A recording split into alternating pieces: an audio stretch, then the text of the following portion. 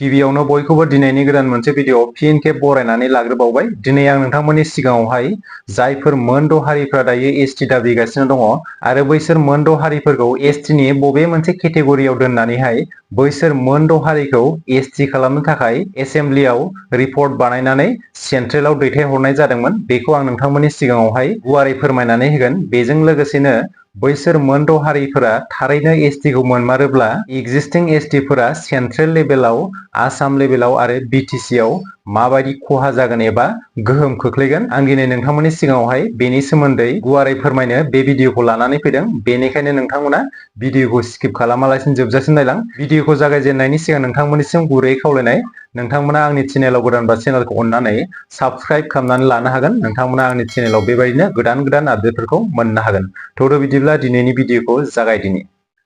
मोनद' हारिखौ एसटि खालामनायनि सायाव एसेम्बलियाव रिपर्ट थिसनजानाय बायदिब्ला आहम, चुटिया, आदिबासि आरो टि ट्राइब्सनो एसटि भेलि, मरान मटकनो एसटिपि, बोखावजायै गवालपारा जिल्लानि कच राजबंसिनो एसटिपि आरो बोखावजायै गवालपारा जिल्लानि बायजोआव थानाय कच राजबंसिफोरनो एसटि भेलि होनायनि थांखिखौ एसेम्बलियाव लानाय जादोंमोन। दा जोंहा बेवहाय मोनसे बाथ्राखौ नोजोर होनो गोनांदि बोखावजायै गवालपारा जिल्ला होननानै बुङोब्ला क'क्राझार आरो चिरां जिल्लायाबो हाबफानानै दङ।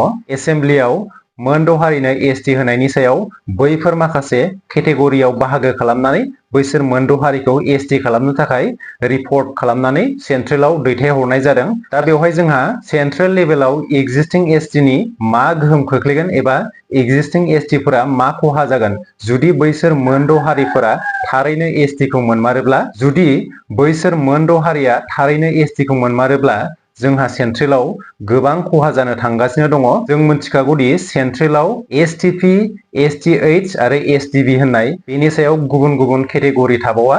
जोंहा सेन्ट्रेल लेभेलाव एसटिआ मोनसेयानो। दा बेनिखायनो जों मिथिनो हायो सेन्ट्रेलावहाय जोंहा एसटिफोरनि रिजार्भेसना 7.5%ल'। जुदि बै 7.5%आवनो बैसोर मोनद' हारिया एसटिखौ मोनबावोब्ला जोंहा थाखानाय एसटिफोरनि सायाव गोबां गोहोम खोख्लैगोन। जों बे 7.5% रिजार्भेसनखौनो बैसोर मोनद' हारिजोंबो राननानै लानो गोनां जागोन। जों मिथिखागौ बैसोर मोनद' हारिया थाखा फैसा, इडुकेसन मोनफ्रोमबो बिथिङावनो जौगाखानाय। जुदि बैसोर मोनद' हारिया एसटिखौ मोनोब्ला जों सेन्ट्रेल लेभेलाव मोजां कलेज इउनिभारसिटिफोराव एडमिसन मोननो गोब्राब जागोन। बेजों लोगोसे सेन्ट्रेल लेभेलाव साख्रि बाख्रि मावनायावबो गोबां गोहोम खोख्लैगोन। मानोना बैसोर मोनद' हारियानो गासैबो सिटखौनो लाजोबखागोन। बेवहाय जों एक्जिस्टिं एसटिफोरा जेबो चान्सखौनो मोननाय नङा। बेनि उनाव जोंहा आसामाव फैदोलाय। आसामाव जुदि बैसोर मोनद' हारिफ्रा थारैनो एसटिखौ मोनमारोब्ला जोंहा मा खहा जागोन होननानै बुङोब्ला, आसामाव जोंहा एसटिफोरनि रिजार्भेसना टटेल 15%। बेवहायबो जों मोननै बाहागोआव रानबावदों।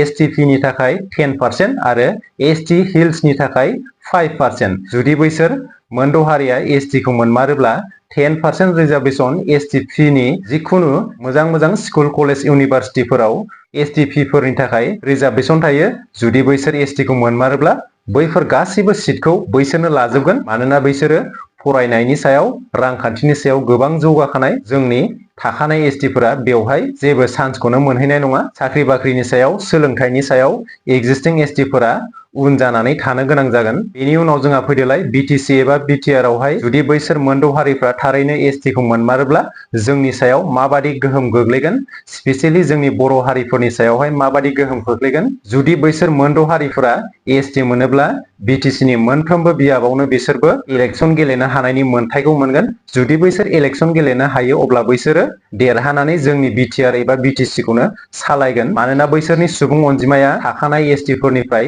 गोबां गुन बांसिनखा। बा बैयावहाय जों साननानै नायहरनो हायो जुदि बैसोरो बिटिसि आव एसटि रिजार्भेसन समस्तिफोरावबो इलेक्सन गेलेयोब्ला बैसोर इजियावनो देरहाखागोन। जुदि बैसोर इलेक्सन गेलेनो हानायनि मोनथायखौ मोनो अब्ला जोंहा फैगौ समावहाय बिटिसिखौ गुबुन हारियासो सालायनो थांगासिनो दङ। बेखौ रोखायै नुहुरखाबाय। दिनैनि भिडिअआ एसेनोसै। लोगो मोनफिनगोन गुबुन मोनसे भिडिअआवहाय। बाय बाय।